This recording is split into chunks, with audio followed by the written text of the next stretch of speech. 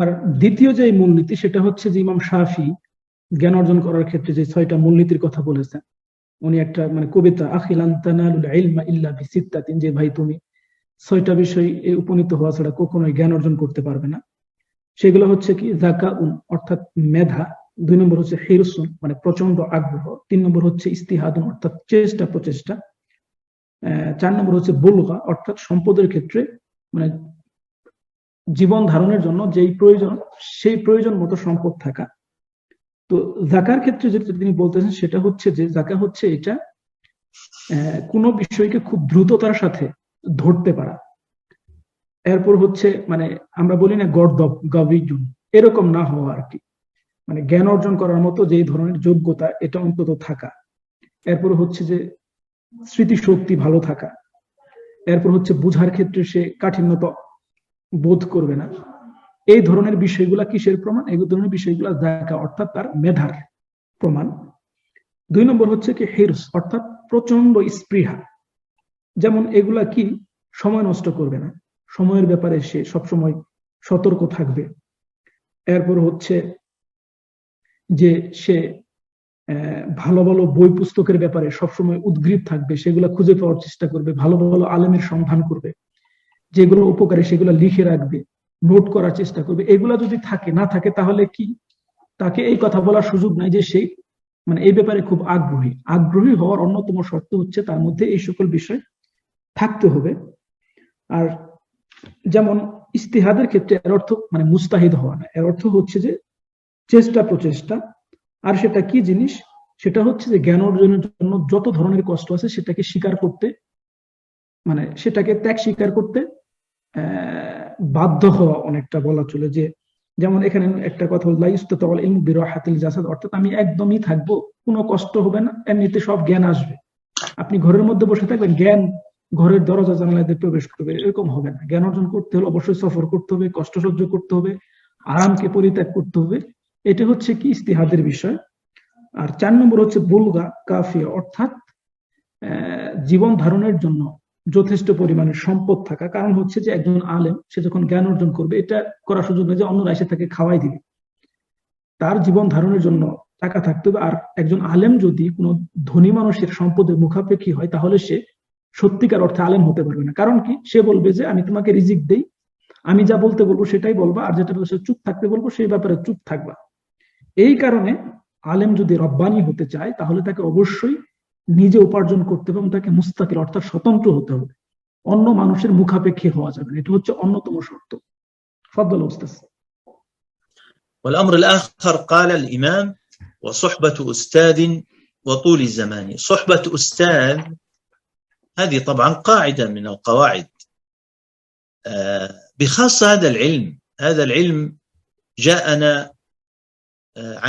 عن جبريل عليه السلام، عن النبي صلى الله عليه وسلم، عن الصحابة، عن التابعين.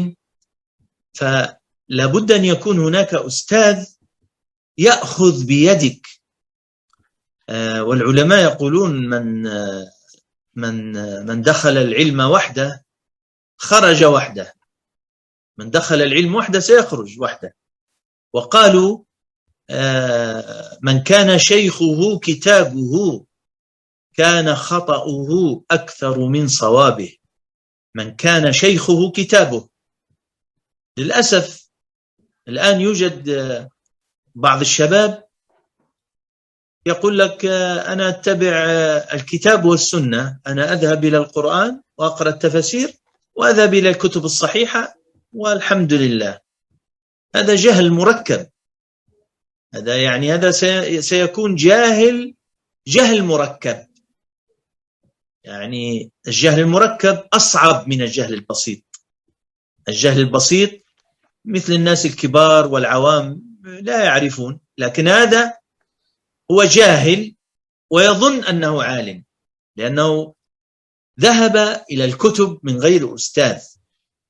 الأستاذ يا شباب هو سيحفظ أحسن ما يسمع، الأستاذ لأنه عنده خبرة طويلة سيأخذ من العلوم أفضلها وسيعطيك خلاصتها. يعني أنت ستأخذ الثمرة نقية، يعني طيبة ميسرة سهلة دون الشوك دون التعب، وسيعطيك هذه المعلومة. إذن لابد من صحبة الأستاذ. ولاحظوا تعبير، سبحان الله، تعبير جميل، لم يقل أستاذ، قال صحبة أستاذ. يعني لابد من الصبر، تصحب، تجعله صاحب، تتفقده وتسأل عنه وتصبر معه، ولا تصبح تنتقل من صاحب إلى صاحب إلى صاحب. هذا يعني إذا أردنا أن نستفيد من بركة العلماء. نعم. والأمر الآخر طول زمان. طول زمان مقصود بها الصبر، لأن يا شباب أنتم اليوم لديكم قناعات، لديكم اختيارات فقهية كذا فكرية، وتشعر أنك يعني 100% صحيح. أنا أقول لكم أن طول الزمان يجعلك تتراجع عن بعض الأشياء. بعض الأشياء تراها كبيرة جدا، ستكتشف أنها أصغر، وربما بعض الأشياء تراها صغيرة، ستكتشف أنها مهمة جدا وكبيرة. وبعض الأشياء تتحمس لها، يعني تتحمس جدا جدا، تقول لا يمكن. مع الزمن ستقول نعم ممكن. بعض الناس ستبغضهم جدا جدا جدا، بعد وقت ستعرف أنهم لا يستحقون هذا البغض جدا جدا. إذا لابد من الصبر وطول الزمان.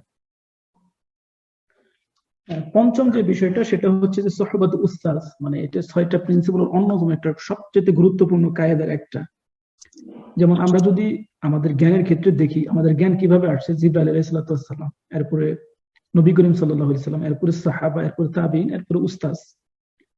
তো উস্তাদদের মধ্য দিয়ে আমাদেরকে জ্ঞান অর্জন করতে হয়, বা তারাই হচ্ছে এখানে মূল বিষয়। যেমন উনি একটা বলছেন এটার বিষয়, মান দাখালাল ইলমা ওয়াহদাহু খারাজা ওয়াহদাহু। জ্ঞান অর্জনের পথে যে একাই প্রবেশ করলো সে একাই বের হবে। মানে কি, খালি হাতে প্রবেশ করবে, খালি হাতে বের হবে, যদি সঠিক উস্তাদ বা উস্তাদের সোহবত না পায়। এরপর আরেকটা, মান কানা শাইখুহু কিতাবাহু কানা খাতাউহু আকসারু মিন সাওয়াবিহি। মানে যার শাইখ শুধুমাত্র কিতাব বা বই পুস্তক, তার ভুল ভ্রান্তি অনেক বেশি। উনি বলতেছেন যে আমরা বর্তমানে যে বিষয়টা বিশেষ করে আমাদের যুবক ভাইদের মধ্যে দেখতে পাই, তাদের কথা হচ্ছে যে আমরা কোরআন হাদিসের কাছে ফিরে যাব, কোরআন সুন্নাহর কাছে ফিরে যাব, ওখানে যা পাবো এটি হচ্ছে জ্ঞান। বলছে এটা সবচাইতে ভুল মেথড। আর এই ধরনের ব্যক্তি যারা, তারা হচ্ছে জাহিল আল মুরাক্কাব, মানে হচ্ছে সে যে জাহিল বা মূর্খ সে নিজেও জানে না। সে নিজেকে আলেম ভাবে, কিন্তু সে যে আসলে সবচেয়ে বড় মূর্খ এটা সে নিজেও জানে না। কারণ হচ্ছে কি, ওইগুলাকে বোঝার মতো যে যোগ্যতা এটা আসলে হয়ে ওঠে না। এই জন্য তাকে অবশ্যই উস্তাদ লাগবে। আর উস্তাদের সাথে বা সোহবতের পূর্ব শর্ত কি, ধৈর্য। কারণ আপনি একজন শিক্ষকের দীর্ঘদিন সোহবত দিবেন, তার উঠা বসা চাল চল অনেক কিছু হয়তো আপনার পছন্দ হবে না, কিন্তু তার কাছ থেকে আপনার উপকৃত হওয়ার জন্য ধৈর্য ধরে তার কাছে থাকতে হবে। এরপরে 6 নম্বর হচ্ছে দীর্ঘ সময়। এটা একার সাথে ধৈর্যের সাথে সম্পৃক্ত। কারণ হচ্ছে যে অনেক সময় দেখা যায় যে আমরা অল্প সময়ে অনেক কিছু অর্জন করতে চাই, কিন্তু এটা হয়ে ওঠে না, বা অনেক সময় দেখা গেছে ভুল করি। এটা যদি দীর্ঘ সময়, তাহলে সেটা রিভিউ করার সুযোগ আছে, বা সেখান থেকে আমাদের ফিরে আসার সুযোগ আসে। এই জন্য মানে এখানে দীর্ঘ সময় বলতে বই পুস্তক বা জ্ঞান অর্জনের জন্য দীর্ঘ সময় অতিবাহিত করা, এটা হচ্ছে এখানে মূল বিষয়। তো এই দুইটা গুরুত্বপূর্ণ মূলনীতি। ফাদ্দল উস্তাদ।